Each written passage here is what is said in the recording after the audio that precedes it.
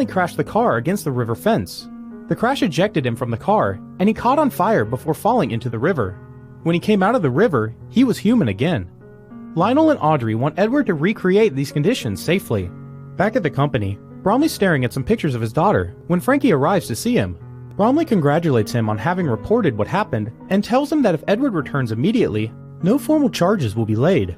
Frankie accepts to do anything Bromley asks of him. Meanwhile, Edward and the humans are back in his car, driving to their safe house.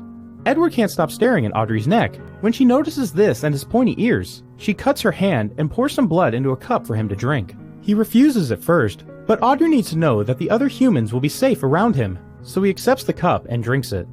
A few hours later, they make it to a very old vineyard, where Edward meets other humans including Jarvis, who is leading a group of rescuers to find more humans.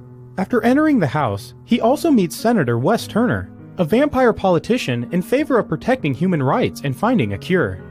After briefly cutting to Bromley, watching how one of his machines has lost all its humans, and his researchers taking out a body, we are shown a coffee stand at the subway station, where a man complains about his coffee not having enough blood. The employee tells him that 5% is as much as she's allowed to serve, but the man won't take no for an answer.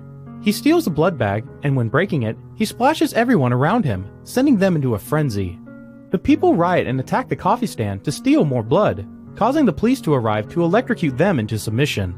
The next morning at the vineyard, Edward takes some blood from Lionel to run some tests while he asks some questions about how he felt the day became human. Edward thinks maybe the only way to treat the blood is inside the body, controlling the daylight burn. Some hours later, when he leaves the lab to take a break, most humans move away from him. Audrey comes to tell him that they may fear him, but still think he can help.